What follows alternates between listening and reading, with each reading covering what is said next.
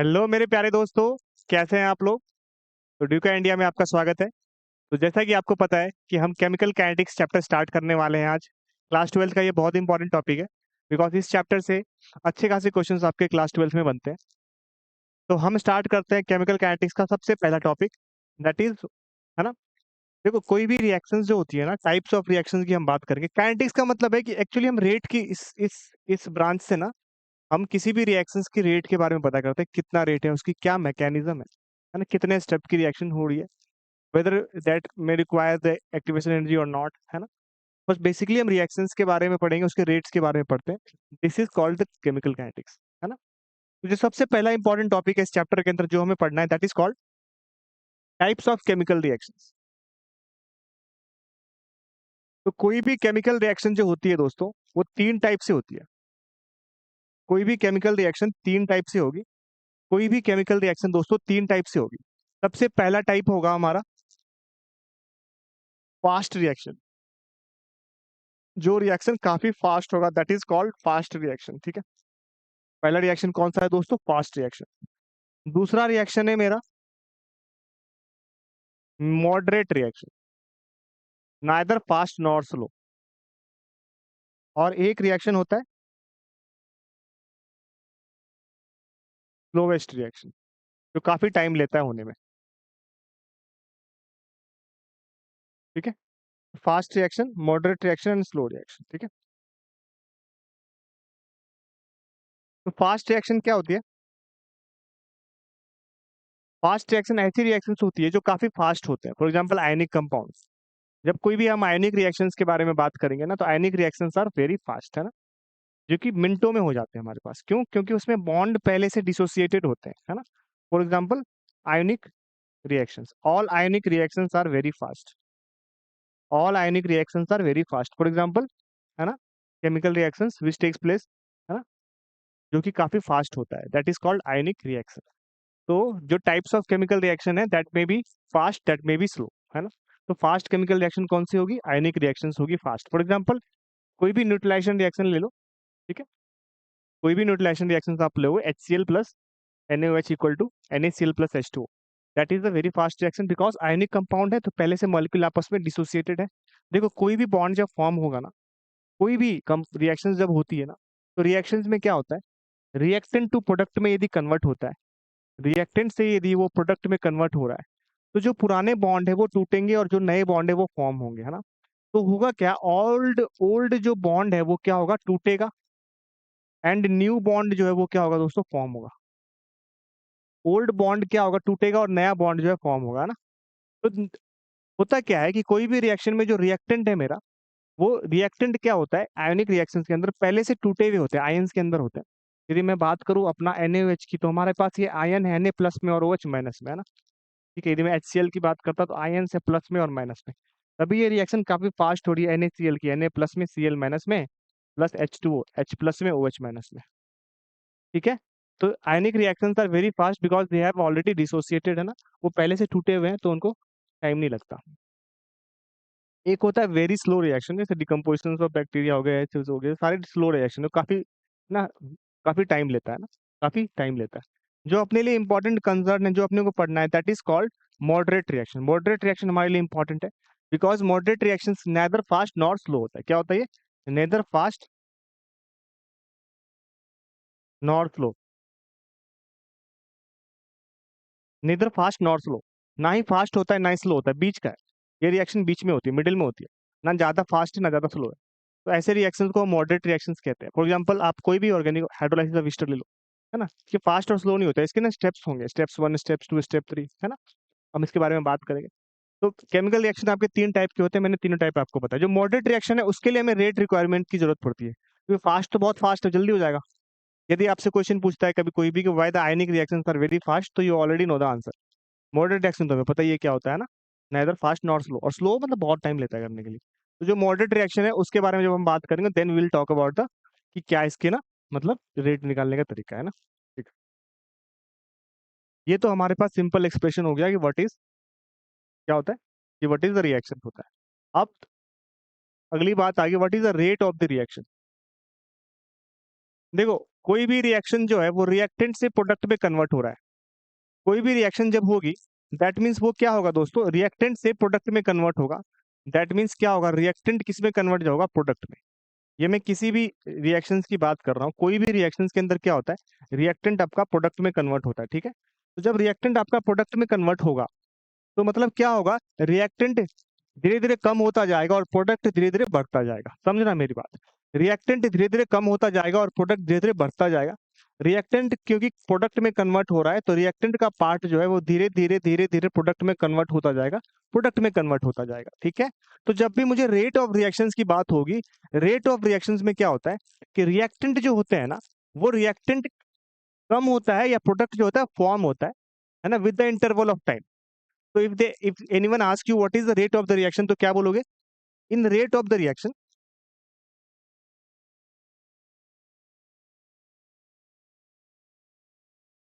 Decrease in the decrease in the concentration of reactant with respect to time, और क्या बोल सकते हैं इसको, increase in the concentration of the reactant.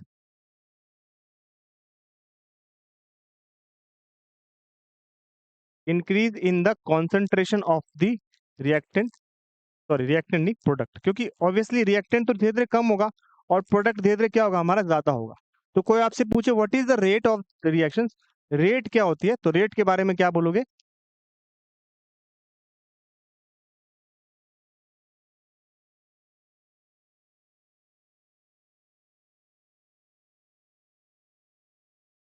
तो रेट क्या होगा, कौन रिएक्टेंट का कॉन्सेंट्रेशन डिक्रीज करना और प्रोडक्ट का कॉन्सेंट्रेशन इंक्रीज करना, that is called rate of the reaction.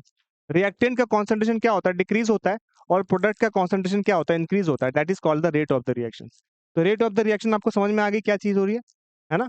तो मेरे पास रिएक्टेंट था, उसका कॉन्सेंट्रेशन को आप डिक्रीज करोगे और प्रोडक्ट के कॉन्सेंट्रेशन को इंक्रीज करते हो with respect to time, time interval पे, है ना। That is called the rate of the reaction, ठीक है ना, रेट ऑफ द रिएक्शन। एक यदि मैं एक ग्राफ बनाना चाहूँ आप लोगों के लिए, तो क्या आप ये बोल सकते हो कि यदि मेरे पास,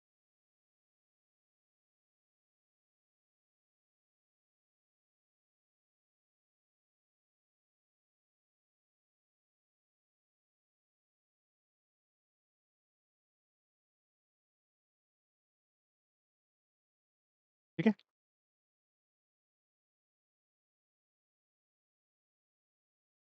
तो ये मेरे पास क्या है,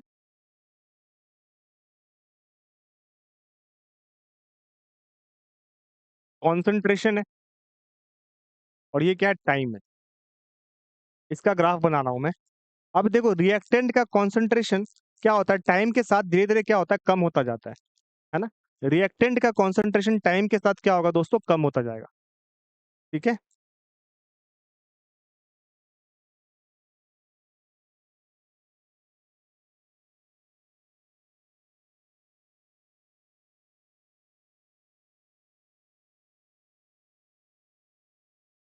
क्या बन रहा है भाई,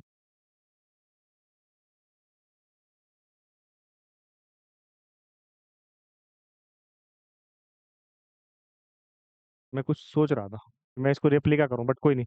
रिएक्टेंट का कॉन्सेंट्रेशन टाइम के साथ क्या होगा, डिक्रीज होता जाएगा, ठीक है। तो रिएक्टेंट का कॉन्सेंट्रेशन टाइम के साथ कुछ ऐसा आएगा, है ना। बिकॉज मान लो कि पहले रिएक्टेंट कुछ ज्यादा था, फिर धीरे धीरे वो प्रोडक्ट में कन्वर्ट हो रहा है, तो टाइम के साथ साथ रिएक्टेंट का कॉन्सेंट्रेशन क्या हो रहा है, अपना डिक्रीज हो रहा है। सिमिलर वे में आप क्या करोगे, जब आप बनाओगे, सिमिलरली जब आप प्रोडक्ट, अच्छा इसमें मैं लिख देता हूँ आपके लिए, ये क्या हमारे पास है, रिएक्टेंट है ना। ये हम किसकी बात कर रहे हैं, रिएक्टेंट की बात कर रहे हैं, दिस इज रिएक्टेंट, है ना। तो रिएक्टेंट का कॉन्सेंट्रेशन क्या हो रहा है दोस्तों, टाइम के साथ साथ डिक्रीज होता जा रहा है। रिएक्टेंट का कॉन्सेंट्रेशन टाइम के साथ साथ डिक्रीज हो रहा है। सिमिलर वे में प्रोडक्ट का कॉन्सेंट्रेशन क्या होगा, प्रोडक्ट का कॉन्सेंट्रेशन,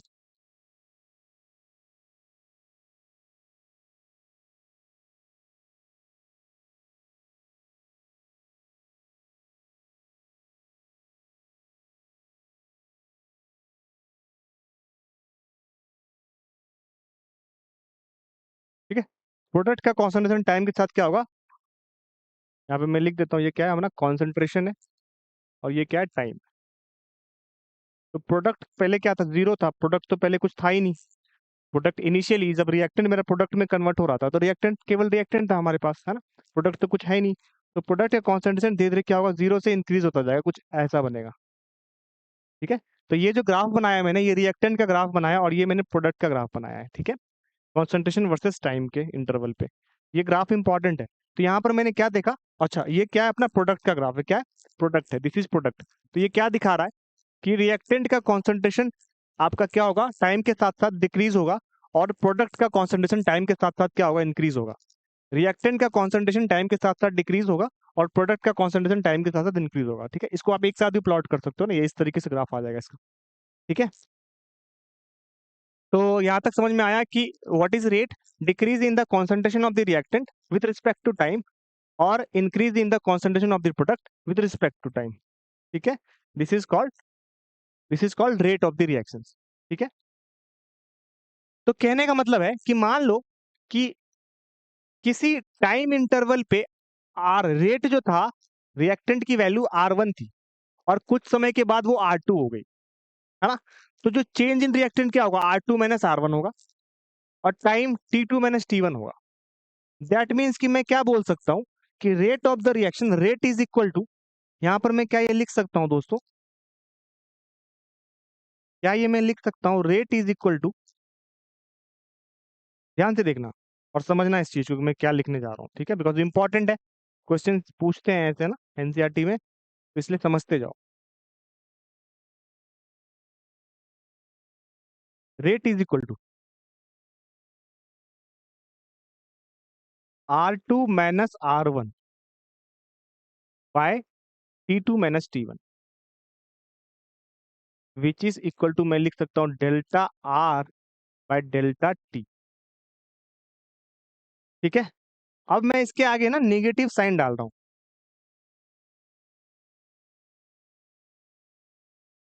ठीक है दोस्तों, अब इसके आगे मैं नेगेटिव साइन डाल रहा हूं। नेगेटिव साइन का मतलब है कि जो कॉन्सेंट्रेशन है रिएक्टेंट का, वो क्या हो रहा है, डिक्रीज हो रहा है। तो इसके आगे मैं नेगेटिव साइन डाल रहा हूं, ये नेगेटिव में होगा। तो कहने का मतलब है कि minus R2 minus R1 by T2 minus T1, या minus delta R by delta T। ठीक है, ये रेट हो गया। अच्छा, मैंने बोला रेट का रिएक्टेंट जो है वो डिक्रीज करेगा, प्रोडक्ट का क्या करेगा, इंक्रीज करेगा ना। तो प्रोडक्ट में आप वही चीज बोलोगे, क्या बोलोगे दोस्तों, इंक्रीज के टर्म्स में बोलोगे। मतलब क्या कर रहे हो आप ऐसा कर रहे हो, प्रोडक्ट का P2 माइनस P1, बट ये तो इंक्रीज करता है, divide by T2 minus T1, which is equal to plus delta P by delta T। ये इंपॉर्टेंट है, याद रखना, यहाँ पर प्लस साइन है, यहाँ पर माइनस साइन है। कई बार बच्चों को कंफ्यूजन होती है कि सर प्लस साइन और माइनस साइन क्यों है।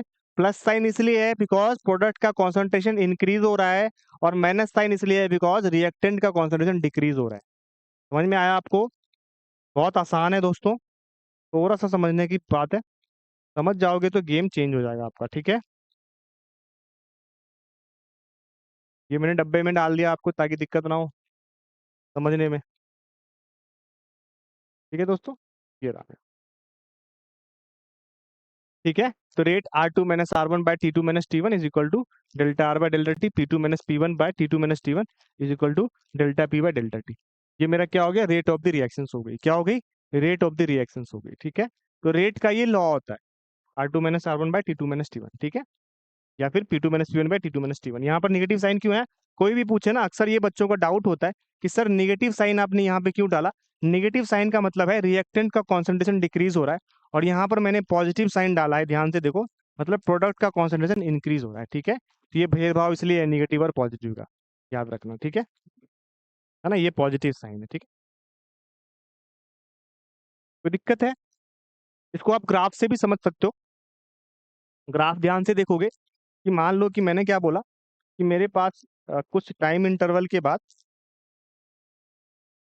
सपोज करो,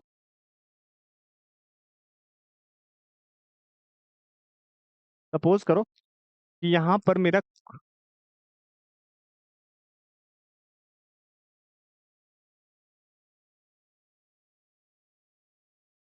है ना, ठीक है, तो मैं ये मान के चलता हूँ कि इनिशियली जो मेरा रिएक्टेंट था,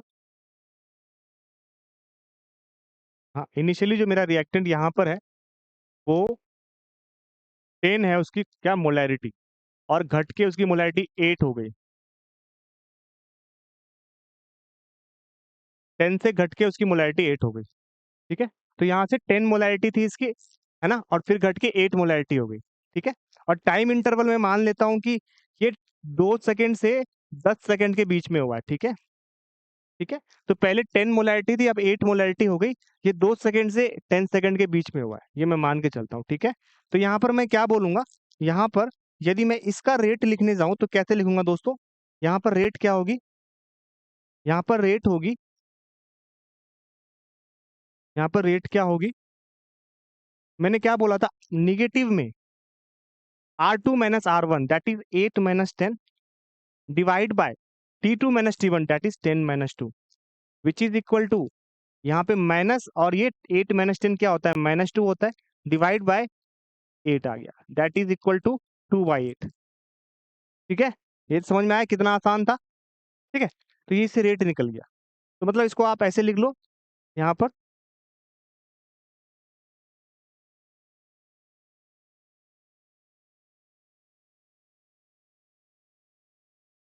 यहाँ पर इसको, ये जो है इसको आप ऐसे नोटिस कर लो कि this is T1, this is T2, this is R1, this is R2। ठीक है, this is T1, this is T2, this is R1, this is R2। ये बस समझाने के पर्पज से मैंने ये न्यूमेरिकल दिया था कि आपको समझ में आए कि कैसे रेट निकालते हैं। एक दो न्यूमेरिकल करेंगे इसके, एनसीईआरटी के करेंगे बिल्कुल। सॉरी, तो R1 R2 T2 T1। ठीक है,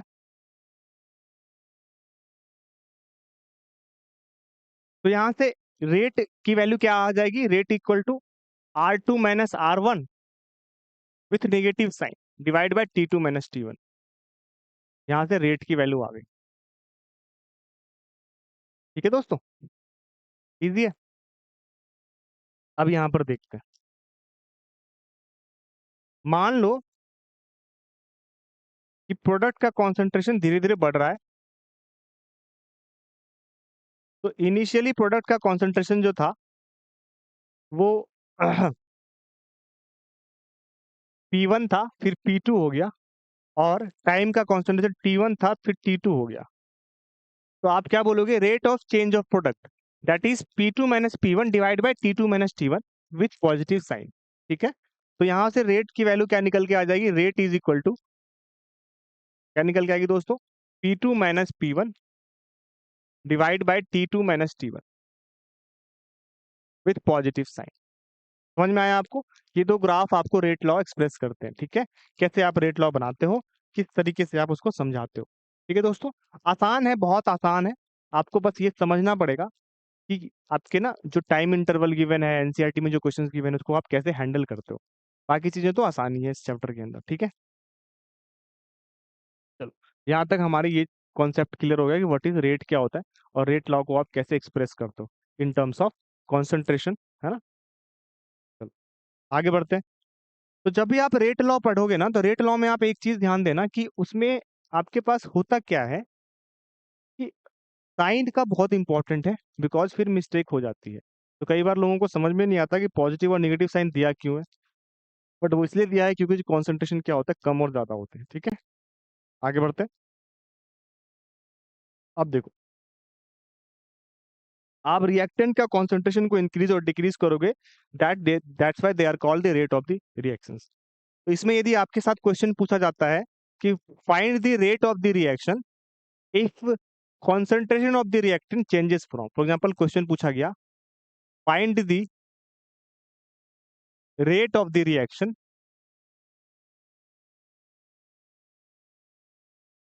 if concentration of reactant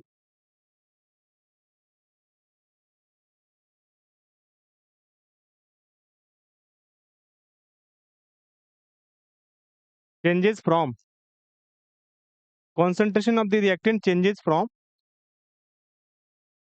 10 mole per liter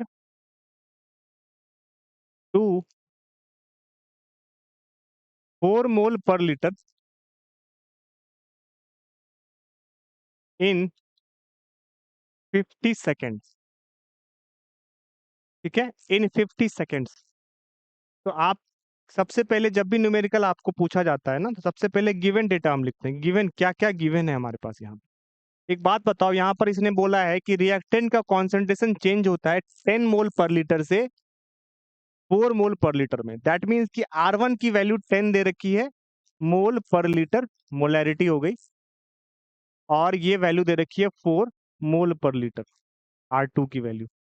अब R1 की वैल्यू पता है हमें, R2 की वैल्यू हमें पता है।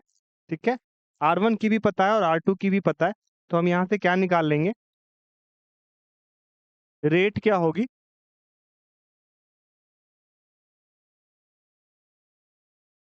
R2 minus R1 with a negative sign, because हम रिएक्टेंट के बारे में बात कर रहे हैं, डिवाइड बाय टाइम इंटरवल। ये हमने पढ़ा है अभी। तो इस फॉर्मूले को हम यहाँ पुट करेंगे, तो हम R2 माइनस R1 की वैल्यू लगाएंगे। R2 मेरा 4 है, R1 मेरा क्या है दोस्तों, 10 है विथ नेगेटिव साइन। ठीक है, R2 की वैल्यू 4 है, R1 मेरा 10 है।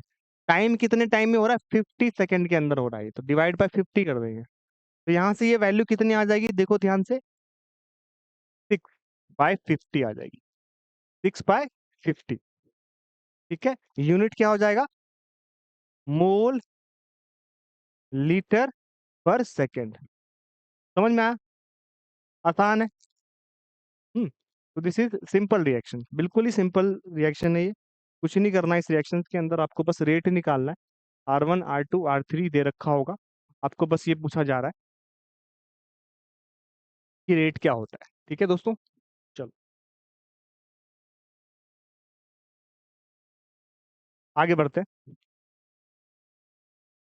मान लो कि कोई रिएक्टेंट हमें दे रखी है AA plus BB is equal to CC plus DD। ठीक है, AA plus BB is equal to CC plus DD। इस रिएक्टेंट के अंदर, अब ध्यान देना, थोड़ा सा डिफिकल्ट होगा, कि रेट जो होगा ना, अच्छा उससे पहले दो चीजें होती है, एक चीज इंपॉर्टेंट है वो सीख लो आप, है ना, कि हमने जो रेट पढ़ा है ना, that is called average rate. और एक रेट होता है इंस्टेंटेनियस रेट। कौन सा रेट होता है, इंस्टेंटेनियस, इंस्टेंटेनियस। एवरेज रेट का मतलब है कि भाई उस एवरेज में कितना रेट निकल के आया इतने इंटरवल पे, और एक पर्टिकुलर मोमेंट पे जो रेट निकलती है ना, that is called instantaneous rate. क्या होता है, एक पर्टिकुलर मोमेंट पे, एक पर्टिकुलर मोमेंट पे जो रेट निकलती है ना, that is called instantaneous rate. For example, एक पर्टिकुलर मोमेंट पे जो रेट निकलेगी, that is called instantaneous rate, है ना। फॉर एग्जांपल, dr/dt लिखेंगे, माइनस dr/dt लिखेंगे, विच is equal to plus dp/dt, है ना भाई। इंस्टेंट एक पर्टिकुलर इंस्टेंट पे आएगा, बहुत कम टाइम पे, तो डी का यूज करते हैं। एवरेज में तो मुझे पता है रेट क्या लिखते हैं,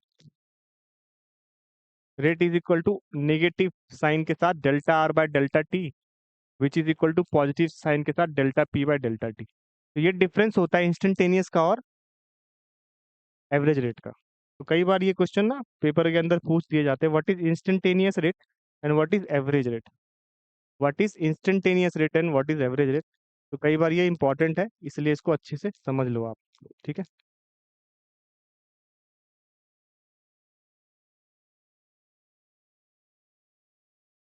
तो डाउट है आपको, ठीक है। तो इंस्टेंटेनियस रेट और एवरेज रेट दो टाइप की रेट्स होती है। ठीक है, आगे बढ़ते हैं। हमने क्या रेट लॉ एक्सप्रेशन से रेट इक्वल टू क्या लिखा है, A plus B B equal to C C plus D D लिखा था। तो यहाँ से रेट इज इक्वल टू क्या होगा, 1 - 1/A। समझना इस चीज को, थोड़ा सा डिफिकल्ट लगेगा, बट कोई बात नहीं, शुरुआत में लगता है, फिर धीरे धीरे आसान हो जाता है बहुत, जिसके हम 2-3 न्यूमेरिकल भी करने वाले हैं। -1/A डेल्टा A/डेल्टा t, which is equal to -1/B, -1/B delta B/डेल्टा t, which is equal to